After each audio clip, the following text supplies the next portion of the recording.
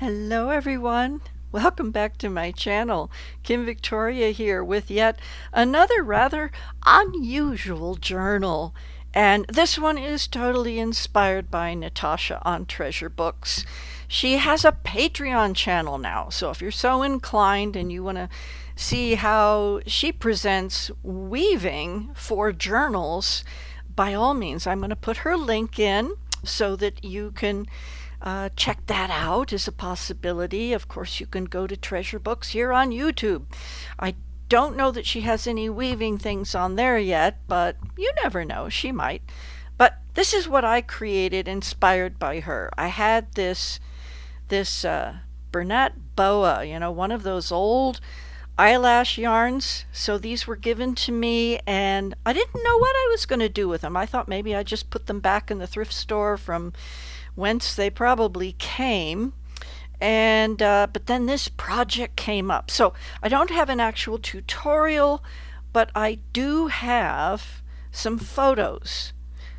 So let me go ahead and I'll show you the photos, and then we'll do a flip through. It's not that hard, it just takes a little time. Okay, so let's go to the photos.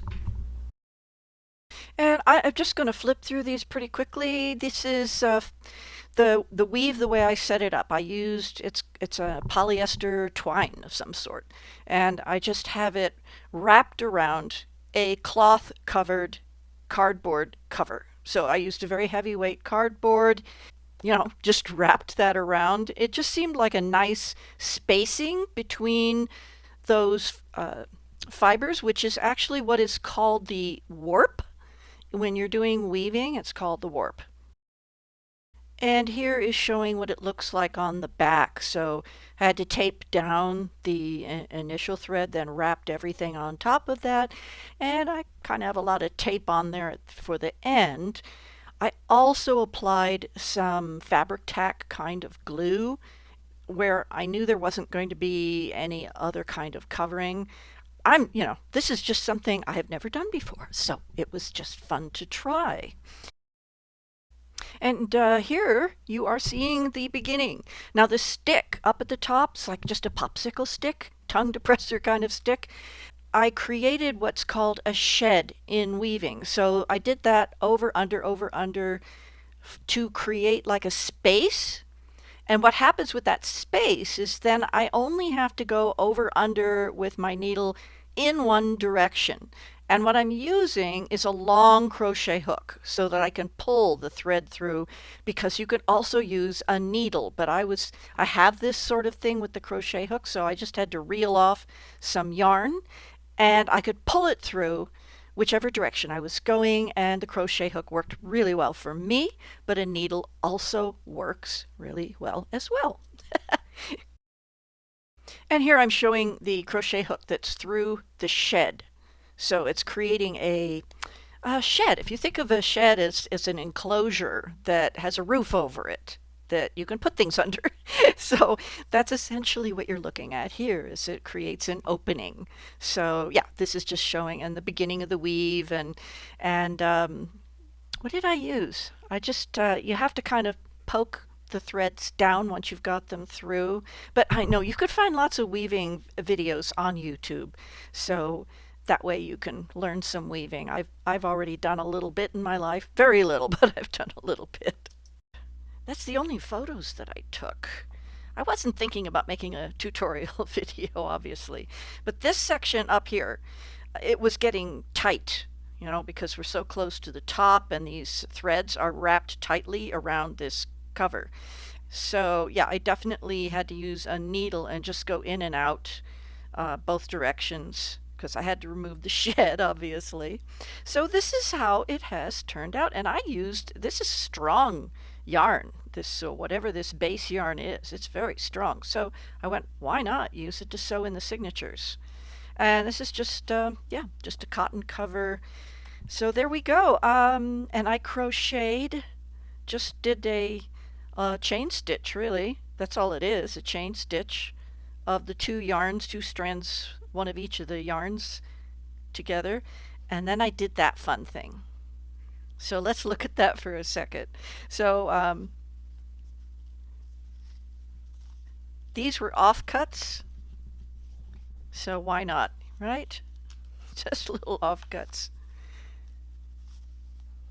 And what I do with these pockets on the inside front and back cover is I do make it with a gusset. So a little bit folded under, and it gives it just that extra room, makes it very nice. So you can still see the the warp threads, I have to remember the terms, wrapped around. And it was obvious I had to use cloth to cover over these warp threads, and I used fabric tack. So this is the weft, and the long ones are the warp. So sometimes it's kind of interesting to know those terms. And you can see it's just loose under there. That could actually be a pocket. Hmm, hadn't thought of that, but it could. It could be a pocket. And because the yarn was such a colorful thing, I decided that I would just use some simple, colorful papers. But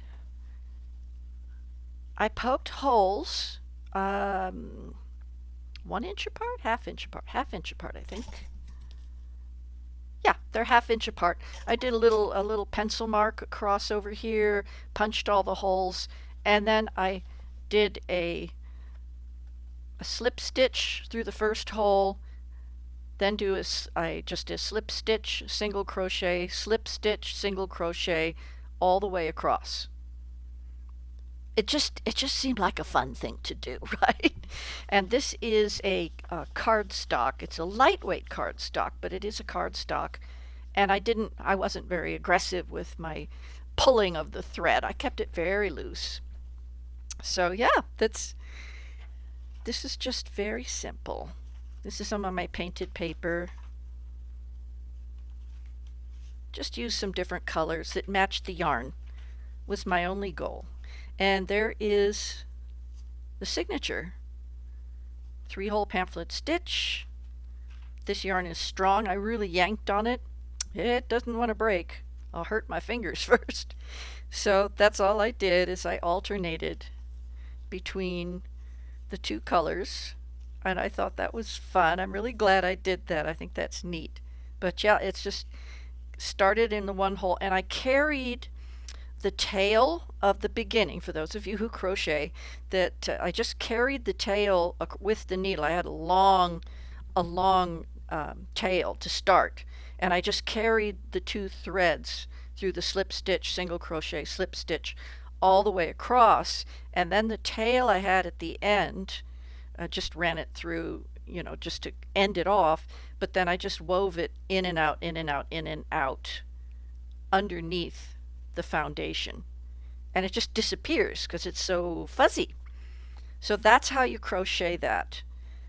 And all these no, they're two signatures. It's just that I did the crochet on these both ends, put in another pocket, and underneath here, before I put the fabric on the inside of the back cover, I was trying to figure out what kind of closure I was going to have, so I went, well, why not?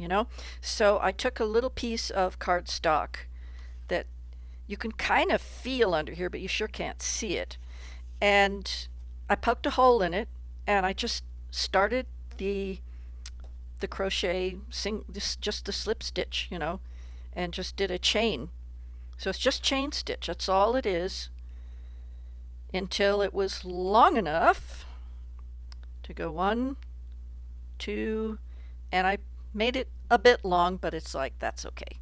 It's fun, right? It's fun, it's fuzzy, it feels good, it's cute. It's made with old-fashioned boa eyelash yarn. I hope you like it, and I hope you're inspired. And if you want to know more about weaving, there's lots of videos on YouTube on weaving. That's all I have for you today. Thanks for watching. I hope you're inspired. Thanks. Bye-bye.